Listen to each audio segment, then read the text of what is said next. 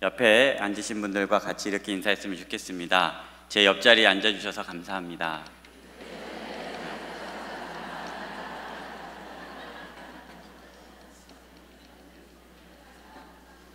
감사하시잖아요. 그리고 여러분들도 같이 그렇게 저도 마찬가지입니다. 이렇게 인사 한 번 더 하겠습니다.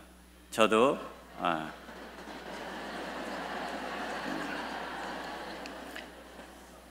일부러 사실 감사할 수 있도록 시킨 겁니다. 왜냐하면 감사를 잘 안 하니까. 추수감사주의를 지나가고 있잖아요. 추수감사주의를 저희는 이제 11월 둘째 주에 하는데, 어떤 집사님이 여쭤보더라고요. 왜 우리는 11월 둘째 주에 하냐고. 추수감사주의는 11월 셋째 주에 하는 거 아니냐고. 그래서 11월 셋째 주에 하는 것으로 전승을 받긴 받았는데 꼭 그때 할 필요는 없다고 이렇게 말씀드렸죠. 그래서 예를 들면 실제로 추석을 전후해서 추수감사주의를 드리는 교회도 있습니다. 굳이 두 번 할 필요 있느냐. 우리는 명절이 추석이니까, 추석이 감사하는 날이잖아요. 그러니까 하나님께서 한 해 주신 것에 감사하는 마음으로 추석을 낀 주에 추수감사주의를 하는 교회도 있고, 10월 셋째 주에 하는 데도 있고, 교회마다 특성에 맞게 11월 셋째 주에 제일 많이 합니다. 하기는. 어쨌든 이 추수감사주일은 그렇다, 즉 부활절처럼 꼭 이날 아니면 안 된다, 이런 거는 아니라는 거죠. 이 추수감사주일을 전후해서 보내면서 이 감사, 땡스기빙이라고 하는 이 감사, 하나님께 감사를 올려드리는 날이라고 이렇게 할 때 이 땡큐에 대한 의미도 한번 생각해보고, 반대로 이 땡큐에 대한 답에 대한 부분도 한번 생각해보면서 오늘 말씀을 여러분들 같이 나누려고 합니다. 땡큐라는 말은 이제 영어에서 자주 쓰는 표현이죠. 그러니까 외국 사람들은 흔히 만나서 무슨 일이 있는 어떤 일들에마다 사소한 것, 아무리 그게 작더라도 감사하다는 표현을 굉장히 많이 씁니다.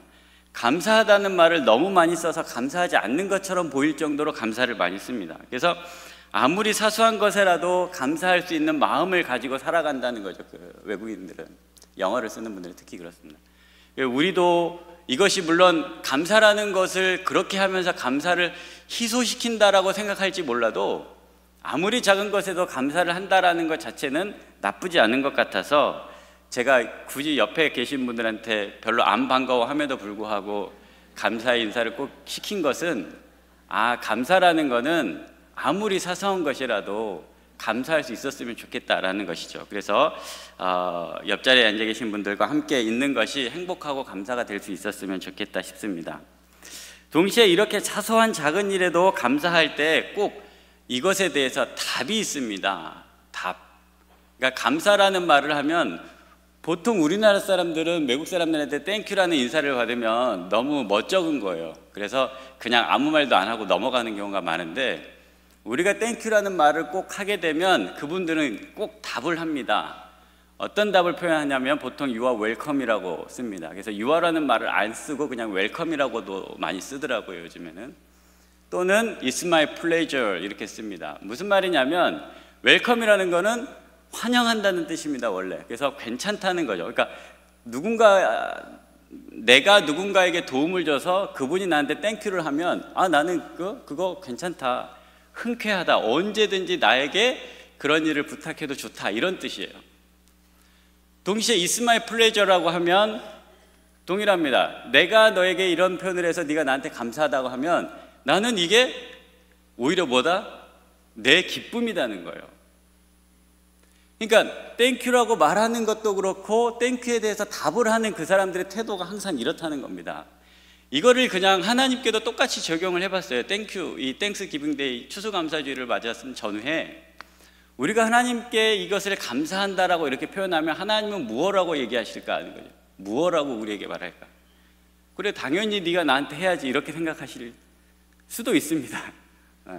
당연히 많은 것들을 하나님께서 베풀어 주셨으니까 감사하는 거 당연한 거지라고 생각할 수도 있는데, 동일하게 조금 전에 제가 예를 들어 설명한 것처럼 하나님이 우리에게 하나님이 먼저 많이 주셨어서 그것을 우리가 감사해야 하면 하나님은 어떤 마음이 드실까 생각했을 때 영어 표현을 예로 든다면 그게 하나님께 기쁨인 거예요. 뭐냐면 내가 너에게 그것을 줄 수 있는 것이 내 기쁨이라는 거예요. 하나님이, 여러분이 하나님께 감사하다고 고백하는 그런 여러 가지 것들을 하나님이 주셔서 하나님이 더 기쁘다는 거예요. 하나님은 주어서 기쁘는 거죠.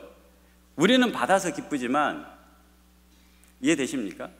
그리고 언제든지 나에게 그런 부탁을 해도 좋고 언제든지 나에게 그런 기도를 해도 내가 마땅히 다음에도 또 너에게 그렇게 기도의 응답을 통해서 은혜 베풀기를 원하시는 분이 하나님이라는 거죠. 물론 우리가 땡큐라고 표현하는 그 자체, 그래서 감사주일에 특별히 한 번 더 추수감사 헌금을 드리면서 감사 헌금을 드리는 거, 그거를 하나님이 보시고 기뻐하고 그런 게 아니고, 하나님이 그런 감사의 마음을 가지고 있는 어떤 것들에 아무리 사소한 것이라도 이거에 감사해야 하는 마음을 가질 때 그 감사를 그들에게 줄 수 있는 하나님 자체, 존재 자체가 기쁘다는 거죠. 우리가 하나님께 감사의 예물을 드린다고 해서 하나님이 그 감사의 예물을 가지고 뭐 쓰십니까? 용돈 쓰셔요? 아니잖아요. 사실 있어도 그만 없어도 그만이지만 우리가 그의 감사의 제목을 올려드리고 그걸 감사하다고 마음 먹을 때 하나님은 그것을 너무 기뻐하신다는 거예요. 그리고 다음에도 언제든지 우리에게 더 주고 싶은 것이 하나님의 마음이다라는 거예요. 그게 땡스 기빙 데이, 이 추수감사주일에 우리가 마땅히 가져야 할 마음가짐이라는 겁니다. 그래서 이 한 해를 돌아보는 이 즈음에 하나님 앞에 이런 마음을 가지고 사시는 우리 모두가 될 수 있었으면 좋겠습니다. 오늘 본문 출애굽기 19장 1절에서 6절까지 내용은 어떻게 보면 출애굽한 후의 이야기입니다. 1절하고 2절만 같이 한번 읽어보겠습니다. 출애굽기 19장 1절 2절입니다. 시작.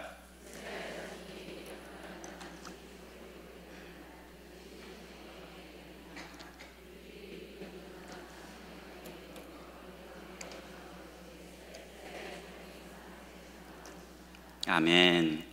사실 3개월 전, 아마 세 번째 달이기 때문에 그 시간으로 치면 한 2달 좀 지난 세 번째 달 즈음에 이 장막을 치고 있는 이스라엘 백성들에게 하나님께서 주신 말씀이다라는 것입니다. 3개월 전만 해도 아마 이렇게 자기들이 출애굽에서 나올 거라고는 상상도 못했을 것입니다.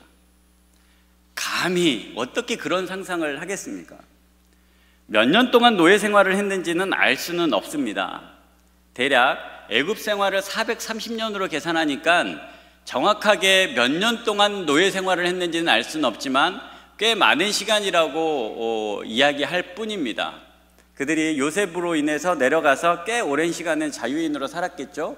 그렇지만 어느 순간 어느 때에 출애굽기 1장에 보면 요셉을 알지 못한 왕이 두려워서 그들을 노예로 삼기 시작했습니다. 얼만큼의 노예 생활을 했는지는 알 수는 없지만 어쨌든 노예 생활을 하고 있던 그들이 자신들에게 이렇게 광야를 자유로운 신분으로 걸을 수 있을 거라고 생각하지도 못했을 겁니다. 아마 꿈을 꾸지 못했을 겁니다. 그런데 하나님께서 은혜를 베풀어 주셔서 이제 광야에 왔습니다. 근데 광야의 형편이 출애굽의 감격과 기쁨과 그 환희를 순간순간 잊어먹도록 만든 요소들이 곳곳에 배치되어 있습니다. 먹을 게 없을 수도 있고 물이 없을 수도 있고 심지어 며칠 전에는 아말렉으로부터 전쟁도 하고 이런 평탄치 않은 과정 속에서 하나님께 감사할 만한 출애굽 자체를 기뻐할 만한 형편에 있는 것으로 보이지는 않습니다. 그런데 이런 상황에 있는 이스라엘 백성에게 3개월 지난 즈음에 19장 4절을 통해서 하나님이 어떤 분이신지 이렇게 선포합니다. 같이 한번 4절을 읽어보겠습니다. 시작.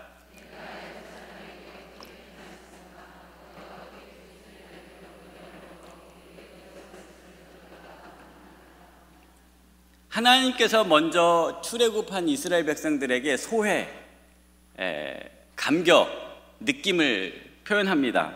그러면서 니들도 분명히 알고 기억하고 있겠지만 이러면서 재미있는 표현을 하나 씁니다. 내가 어떻게 독수리 날개로 너희를 업어 내게로 인도하였는지라는 표현을 씁니다.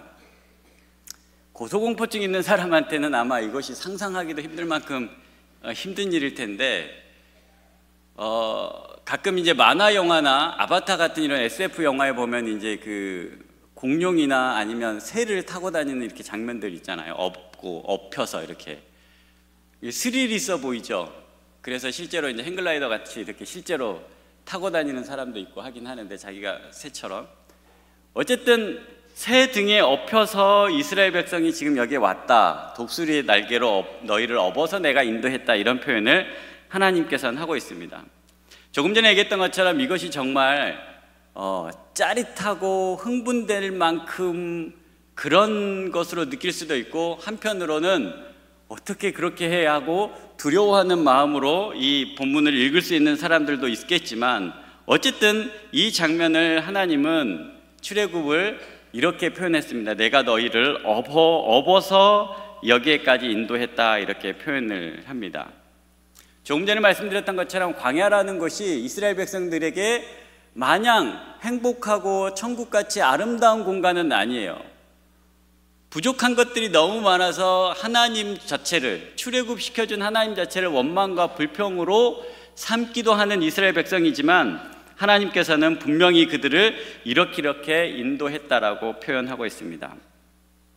어제 문화일보 포토 에세이에 할머니 등에 업혀 어린이집에 가는 아이를 사진으로 뒷모습을 찍어놓고 거기에 글을 써놓은 것을 본 적이 있습니다. 맞벌이로 출근한 큰딸네 외손녀를 대신 깨우고 씻기고 밥도 먹여서 전쟁 아닌 전쟁을 치렀는데 오늘은 갑자기 어린이집에 안 가겠다고 하네, 이러면서 시작합니다, 이 글이. 그러면서 어르고 달래고 이렇게 해서 어린이집에 데려가려고 하는데 그 손녀가 조건을 하나 걸었답니다. 할머니 업고 가야 해, 이렇게 적었답니다.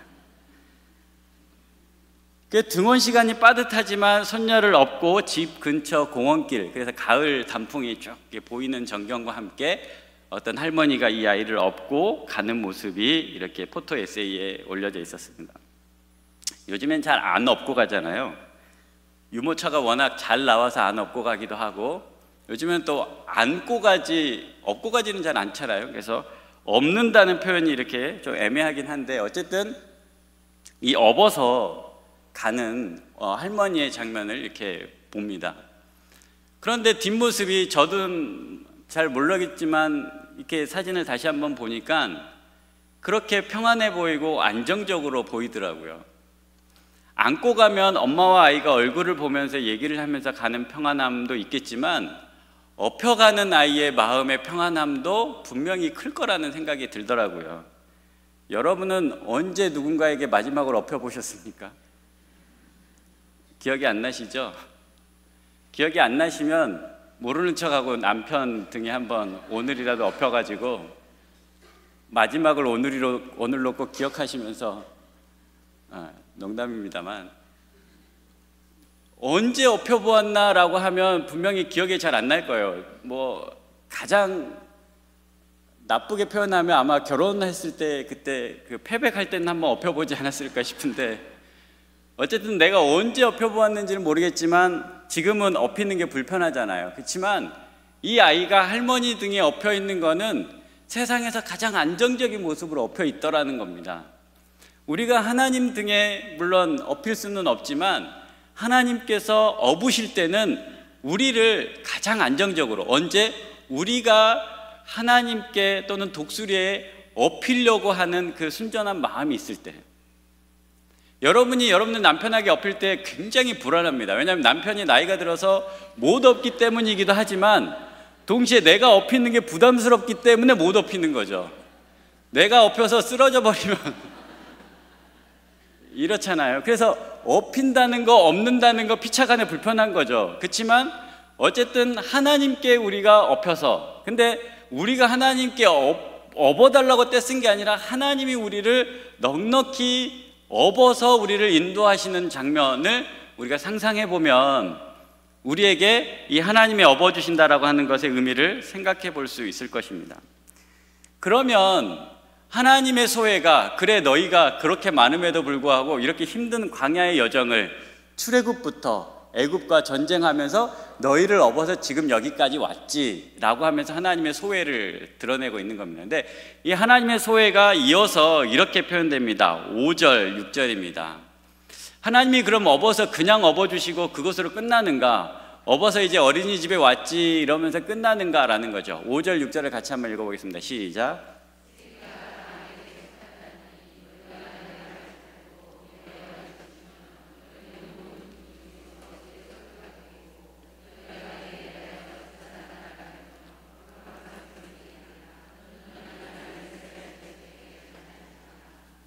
아멘. 5절에 이렇게 시작합니다. 세계가 다 내게 속하였나니 너희는 모든 민족 중에서 내 소유가 되겠고, 가운데 너희가 내 말을 잘 듣고 내 언약을 지키면 이라는 것을 괄호를 쳐놓고 세계가 다 내게 속하였나니 너희는 모든 민족 중에서 내 소유가 되겠고 이렇게 되어 있습니다. 이 말은 얼핏 보면 굉장히 멋있는 말처럼 보이지만 앞뒤가 안 맞는 말입니다. 무슨 말이냐면 너희는 모든 민족 중에서 내 소유가 되겠고라 이렇게 주님께서 선포하십니다. 근데 이 말은 세계가 다 내게 속하였나니라는 말로 시작하기 때문에 큰 의미가 없는 거예요. 무슨 말이냐면 괄호 쳐놨던 너희가 내 말을 잘 듣고 내 언약을 지키면을 괄호 쳐놨는데, 너희가 내 말을 듣고 내 말을 잘 지키면이 만약에 없으면, 그러니까 다른 말로 하면 잘 지키지 않으면 너희는 내 민족이 내 소유가 안 되느냐라는 거죠. 처음에 뭐라고 그랬습니까? 세계가 다 원래 다 내 거예요. 하나님 입장에서, 하나님 창조하셨던 입장에서는 원래 다 내 거예요. 근데 이 사람들이 하나님을 인정하고 인정하지 않고 내 말을 듣든 듣지 않든 원래 내 소유이기 때문에 큰 의미가 없다는 거예요. 그러니까 원래는 세계가 다 내게 속했기 때문에 너희도 내 소유인 것이지, 이 괄호쳐 있는 부분이 사실 들어가면 안 된다는 겁니다. 근데 이 괄호쳐 있는 부분이 들어가요. 이 말을 어떻게 이해하냐면, 이 괄호쳐 있는 부분이 들어가면 이스라엘 백성이 하나님의 백성, 하나님의 소유가 되느냐라는 거죠. 이 세상에 고아들이 많이 있습니다. 근데 고아들이 왜 고아냐고 하면 부모가 없기 때문이 아니라 부모를 모르기 때문에 그렇습니다. 이 세상에 부모가 없는 고아는 없습니다. 그러니까 태어났는데 부모가 없는 사람은 이 세상에 없죠. 부모를 모르는 경우가 고아입니다. 물론 태어나자마자 엄마 아빠가 돌아가셔가지고 이 세상에 안 계시는 분들은 있을지 모르겠습니다만, 부모가 안 계셨다기보다는 부모가 돌아가신 거죠. 그러니까 부모가 돌아가셨거나 부모를 모르는 사람을 고아라고 하지, 그렇지만 이 고아라고 했을 때 아까 얘기했던 것처럼 부모가 없는 생명은 없다는 겁니다. 그러면 이 고아가, 즉 부모를 찾으면 고아는 고아가 아니게 되죠. 고아라고 불리지만 부모를 찾으면 고아가 되지 않는 것처럼, 어떻게 보면 하나님을 인정하고 하나님을 만나고 하나님을 찾고 하나님을 기도하며 하나님 앞에 나아가면 그 사람은 하나님의 백성의 소유가 되는데, 이 소유권이 원래부터 그렇지 않아도 하나님께는 내 소유가 되지만, 그렇게 하면 내가 하나님이 내 아버지가 되기 때문에 내가 고아가 아니게 된다는 거죠. 그러니까 원래는 하나님의 소유이고 하나님의 피조물이고 하나님의 백성이고 하나님의 자녀인데, 그것을 모르는 사람에게는 하나님이라는 존재는 사실 나와 아무 상관이 없는 분이라는 거죠. 그래서 하나님의 소유권, 하나님이 나를 아무리 내 소유라고 얘기하더라도 이 사람이 하나님을 알지 못하고 이 소유권을 인정하지 않으면 소유라고 얘기한다고 해서 소유가 되는 게 아니라는 것입니다. 말이 좀 어려운 데는 알아는 들으시겠죠. 그러니까 다른 민족들 또는 하나님을 알지 못하는 여러분들 이웃이 하나님에 대해서 무시하고 하나님에 대해서 함부로 대하는 것이 어떻게 보면 당연한 거죠. 하나님 입장에서는 그 사람도 사랑하고 그 사람들도 귀하고 하나님 보시기에 아름다운 하나님의 자녀인데도 불구하고, 하나님의 소유임에도 불구하고 이 사람들이 이 소유권을 인정하지 않을 때 하나님과의 관계성 속에서 소유됨이 의미가 없는 거예요. 즉 하나님의 말씀을 내가 지킬 때 내가 하나님의 백성과 하나님의 소유가 된다라는 것입니다. 그래서 예수님께서는 바리새인들을 비롯한 유대인들과 서기관들에 대해서 뭐라고 표현하냐면, 외식하는 자들이라고 하면서 자기들이 아무리 내가 아브라함의 자손이라고 얘기하더라도 하나님의 백성이라고 하나님의 소유라고 얘기하는 데는 분명히 무리가 있다는 거죠. 본인들은 우리가 하나님의 백성, 아브라함의 자손이고 하나님의 백성이라고 아무리 떠벌려도, 아무리 주장해도 하나님 입장에서는, 예수님이 보시기에는 하나님의 마음에 멀리 있는 사람들이라는 것이죠. 겉으로는 율법을 아무리 열심히 지키고 있지만 결국 이렇게 하나님의 소유된 이스라엘 백성들에게 하나님께서는 두 가지 부탁, 두 가지 비전을 가지고 계십니다. 그게 뭐냐면 제사장 나라가 되며 거룩한 백성이 되는 것입니다. 서론으로 돌아가면 하나님께서 이스라엘 백성을 출애굽해서 등에 업고 여기까지 인도한 이유가 있어요. 그게 뭐냐면 이 하나님의 제사장 나라가 되고 거룩한 백성이 되는 것입니다. 이스라엘이 출애굽한 이유를 우리는 고생 끝 자유 시작 또는 한 폭력 군주, 그렇죠, 전제 군주 바로에게 자신의 일생과 자신의 인권과 자신의 가치, 자신의 생명 모든 것을 바쳐서 모든 것을 빼앗긴 채 자유 없이 살아가는 이스라엘 백성들에게 자유를 주는 것, 이것이 끝이 아니라는 거예요. 이것이 끝이 아니에요. 우리를 하나님께서 부르시고 하나님께서 우리에게 하나님의 자녀 삼으시고 하나님의 백성 삼으신 거는 그래 죄에서 고생했고 이제 죄로 죽으면 심판을 받고 벌을 받을 수 없는 너희들에게 내가 영원한 생명을 주는 것, 이렇게로만 단정지어서 우리가 하나님으로부터 구원받는 이유라고 하면 하나님의 비전을 모른 채 살아간다라는 것입니다. 하나님께서 우리를 향하신 비전도 그런 의미에서 굉장히 중요한 겁니다. 이스라엘 백성들에게 출애굽도 이와 같은 것이었습니다. 조금 전에 얘기했던 것처럼 단순히 출애굽이 아니라 하나님 입장에서 하나님을 섬기기 위해 특별히 선택된 하나님의 왕국, 하나님과 이방 사이의 중재 역할을 하는 제사장 역할을 하는 그런 나라가 되기를 바란다는 것입니다. 그렇다면 그들에겐 하나님을 하나님으로 나의 소유, 하나님은 나의 것이라고 주장해서 그것으로 그치는 것이 아니라 하나님이 우리를 소유 삼아 주신 것처럼 근데 우리에게 제사장의 직분을 주어서 너희 이방인들도 우리로 인해서 우리가 하나님을 믿는 믿음 가운데 우리를 바라보고 너희도 하나님을 좀 믿어보고 하나님을 좀 알아가고 하나님을 섬기도록 부르는 나라가 이스라엘이라는 것이죠. 근데 이것을 망각하고 이것을 잊어버린 채 살아가서 지금의 유대의 모양이 남게 되었다는 것입니다. 단순히 그들이 하나님의 말씀을 잘 지키지 않아서 하나님으로부터 벌을 받았다라는 것보다는 하나님께서 그 말씀을 지키면서 가지고 계셨던 이스라엘을 향한 하나님의 비전을 그들은 온전히 이루지 못하고 오히려 하나님을 믿지 않는 사람들에겐 우리는 하나님의 소유된 백성이고 너희는 하나님으로부터 버림받은 이방인과 같다라고 하는 배타적인 태도를 취하면서 하나님으로부터 멀어진 것이 이스라엘 백성이라는 거죠. 이스라엘 백성이 하나님의 제사장 나라를 감당하기 위해서 취해야 되는 가장 귀한 성품이 있는데 그것이 뭐냐면 바로 거룩입니다. 거룩. 이스라엘 백성들이 이 거룩함을 잊어버리게 된 거죠. 이러면서 하나님으로부터 멀어지게 된 것입니다. 거룩한 게 뭘까? 여러 가지로 생각해 보았습니다. 세상 사람들과의 구별됨이라고 보통 우리가 이야기하죠. 세상 사람들과 구별됨. 세상 속에 살아가는데 세상 사람들과 어떻게 구별될 수 있을까라는 거죠.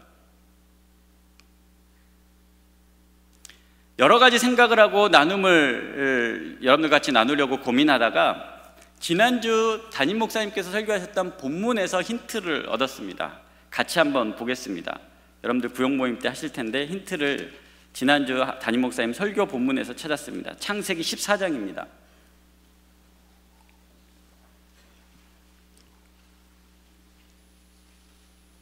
성경이 있으신 분들은 창세기 14장 17페이지에 있습니다. 14장 22절 말씀입니다. 22절, 23절. 없으신 분들은 같이 봉독할 때 잘 들어보시기 바랍니다. 지난 주일에 하셨으니까, 말씀하셨으니까 웬만해서는 다 기억하시잖아요. 그렇죠?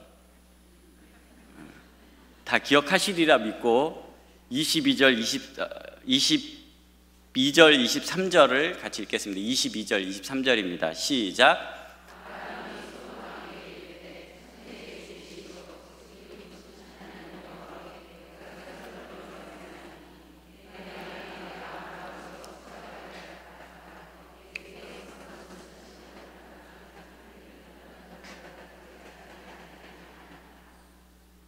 아멘. 자, 내용 설명은 안 하고 23절만 설명하겠습니다. 내용은 지난주에 다 들으셨으니까 아실 거고, 23절만 설명하면 이 말이 이렇습니다. 내 말이 내가 아브라함으로 치부하게 하였다 할까 하여 내게 속한 것은 하나도 같지 아니하리라, 이렇게 되어 있습니다. 이 치부하리라는 것은 뭐냐면, 자, 아브라함이 거룩한 전쟁을 했잖아요. 롯을 비롯한 소돔과 고모라 지역에 있어서 자기 자신을 잃어버리는, 자기 생명을 잃어버린, 또는 많은 것을 빼앗겨버린 이들을 동정하여서 전쟁을 치릅니다. 이게 아브라함의 품격이라고 담임 목사님 말씀해 주셨잖아요. 이게 품격이에요. 근데 돌아와서 멜기세덱을 만난 다음에 이 장면에 있어서 끝나고 소돔 왕과 만나요. 소돔 왕이 무슨 제안을 하냐면, 사람들만 돌려보내고 빼앗은 물건 다 가져가라, 이렇게 얘기합니다. 그러니까 아브라함이 이에 대해서 뭐라고 표현하느냐, 이 이야기에 내 말이 내가 아브라함으로 치부하게 하였다 할까 하여, 이 말인데 무슨 말이냐면, 아브라함이 만약에 이 물건을 다 취해서 가져가면 아브라함이 뭐가 될 거예요? 부자가 되겠죠. 치부의 이 부가 아마 부할 부자 같아요. 영어 표현으로 하면 뭐라고 표현하냐면, 내가 아브라함을 부하게 만들었다라고 할까봐, 이게요. 그러니까 무슨 말이냐면, 분명히 아브라함은 이런 거 바라보고 전쟁한 게 아니에요. 롯과 소돔과 고모라 지역에 생명을 잃어버린 사람들을 구원해주기 위하여 318명의 자기 군사들과 함께 했던 사람들과 함께 전쟁을 갔단 말이에요. 돌아와서 물품을 취했어요. 그런데 물품은 네가 다 가져가라 해버리면, 하루 지나고 며칠 지나고 몇 달 지나면 이 사람들은 뭐가 생각나겠어요? 이 물건이 생각날 거란 말이에요. 그래, 아브라함이 저 물건 빼앗으러 전쟁하러 갔구나라고 할 만큼, 그래서 지가 부자 되었네라고 할 만큼 사람들이 나쁘기 때문에, 소돔과 고모라 사람들이 이 물건 나는 전혀 손을 대지 않겠다라고 하는 이야기예요. 이 말이 아브라함의 품격이 어디서 나오냐면, 조금 전에 전쟁의 품격도 있고 소돔과 고모라 돌아와서 그 11조를 드리는 데에도 품격이 있는데, 동시에 어떤 품격이 있냐면, 나는 이런 노력한 물건쯤에는 나는 관심이 없다. 너희들에게 내가 이곳에서 이방인으로 살아갔지만 너희들의 아픔에 내가 동조하고 내 생명을 다해서 전쟁에 참여하며 그것을 통해서 얻은 것 정도는 다시 니들 거니까 니들이 다 가져가라. 이것 때문에 내가 부자가 됐다, 이런 소리 듣는 거는 나는 별로다. 나는 내 할 일을 다 했다. 거룩이라는 거는 뭐냐? 거룩이라는 것은 세상 사람들이 생각했을 때 소중하게 생각하는 것들, 어떤 명예든지 부라든지 이런 것들에는 나는 그렇게 관심 두고 싶지 않다라는 이야기예요.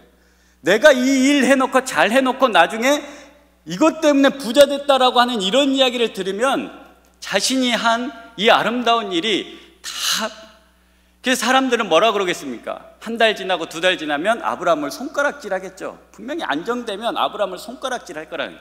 거룩이라는 건 뭐냐? 너희들이 가나안 땅에 들어갈 텐데 가나안의 7 족속과 똑같이 살아가는, 그들의 눈에 보이는 것을 쫓아서 살아가는 그런 삶을 살지 말고, 하나님께서 기뻐하시는 삶과 이웃을 사랑하는 삶을 온전히 살아가서 거룩함을 가지고 살아간다면 너희가 제사장이 될 거라는 거죠. 오늘날 한국교회가 어려움 당한 이유 중에 하나가 뭐냐면, 교회가 커지고 교회가 성장하고 교회가 많은 것을 소유하다 보니까 이것을 놓치고 싶지가 않은 거예요. 이것을 가지고 싶어 하고 이것을 내 것으로 만들고 싶어 버리는 겁니다. 그래서 많이 욕을 먹고, 작금의 가장 큰 문제 중에 하나도 여기에서 시작된 거라고 봐요. 저 거룩을 잃어버린 교회는 다 잃어버리는 겁니다. 아무 힘이 없어요. 거룩을 잃어버린 그리스도인은 아무 힘이 없다는 겁니다. 그것을 성경은 맛을 잃어버린 소금이라 그래요. 마태복음 5장에 맛을 잃어버린 소금은 어떻게 됩니까? 밖에 버려져 사람들에게 밟힐 뿐이라는 거예요. 거룩을 잃어버린 그리스도인은 다시 거룩을 회복해야 된다라고 이야기하지 않고, 주님은 밖에 버려져 사람들로부터 밟힐 뿐이라고 이렇게 선포합니다. 거룩을 결코 잃어버리지 않는, 우리가 꼭 소유하고 우리가 꼭 품고 있어야 되는 가장 고귀한 가치라는 겁니다. 그리스도인의 삶을 살아가면서 거룩을 잃어버리면 nothing이라는 거예요. 아무것도 아니라는 거예요. 그리스도인의 모양만 있는 그리스도인이 아닌 것이 된다는 겁니다. 하나님은 이것을 우리에게 경고하고 있는 겁니다.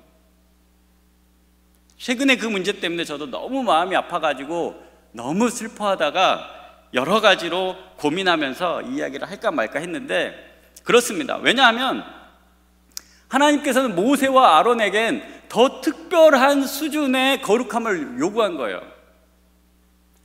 모세와 아론이 왜 가나안 땅에 못 들어갔습니까? 믿음이 없어서 못 들어갔습니까? 그렇지 않아요.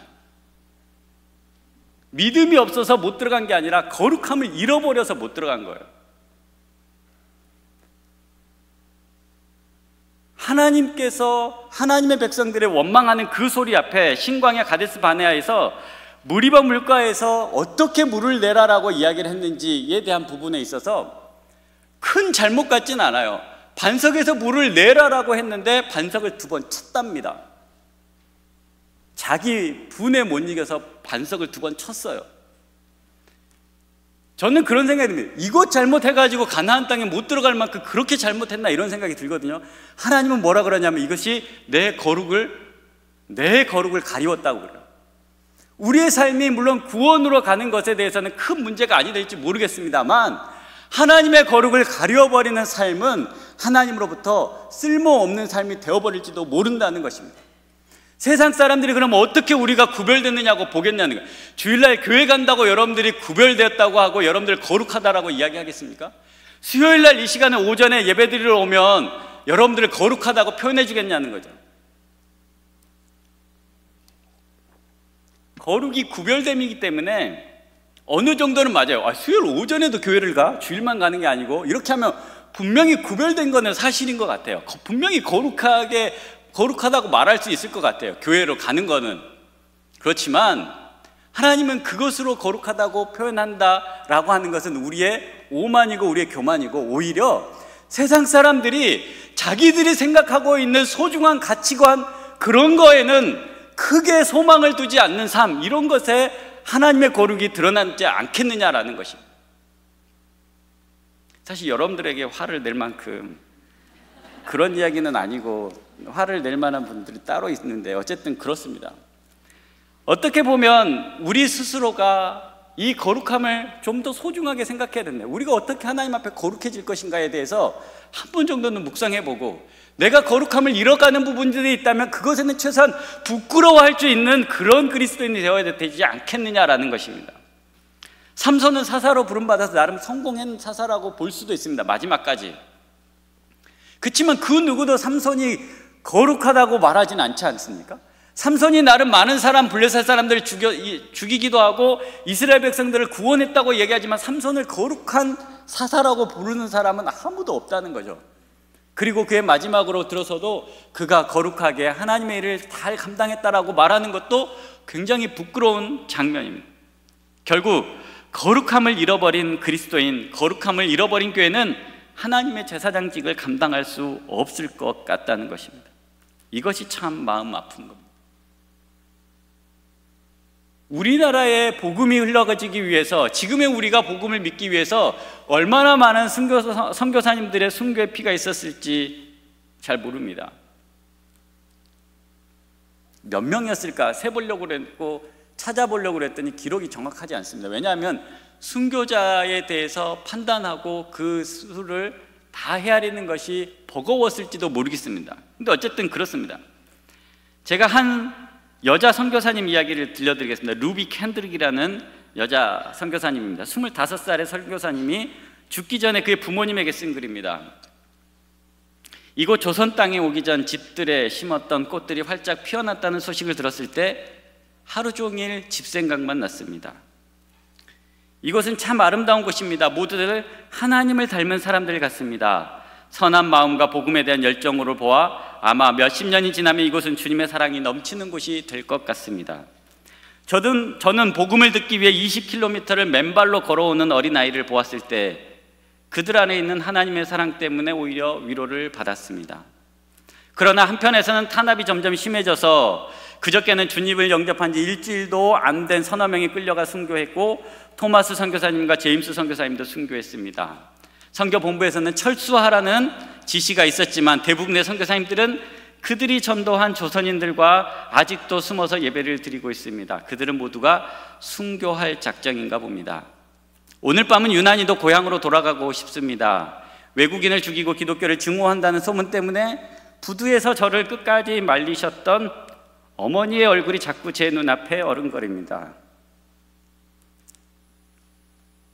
어쩌면 이 편지가 마지막일 수도 있습니다. 제가 이곳에 오기 전 뒤뜰에 심었던 한 알의 씨앗으로 인해 이제 내년이면 온 동네가 꽃으로 가득하겠죠. 그리고 또 다른 씨앗을 만들어내겠죠. 저는 이곳에 작은 씨앗이 되기로 결심했습니다. 거룩이라는 것은 어떻게 보면 그의 어머니가 끝까지 자기를 부두 앞에서 막았던 그런 형편에 대해서 떠올리면서 그대로 돌아가는 것이 아니라 자신이 소중하게 생각했고 아름다운 것으로 여겼던 그 복음이 뿌려지고 열매 맺는 것을 끝까지 바라보며 함께했던 이 25살의 젊은 여선교사의 이야기를 통해서 우리는 다시 확인할 수 있는 것입니다. 오늘 우리에게 뿌려진 복음 예수 그리스도를 안다는 것은 이렇게 소중한 생명이 담겨져 있는 것입니다. 복음을 부끄러워하거나 복음 앞에 우리 스스로를 너무 부끄럽게 만들지 않았으면 좋겠습니다. 그녀의 묘비에 쓰여진 글입니다. 내게 1000개의 생명이 주어졌다면 그 모든 생명을 조선을 위해 바치리라. 기도하겠습니다.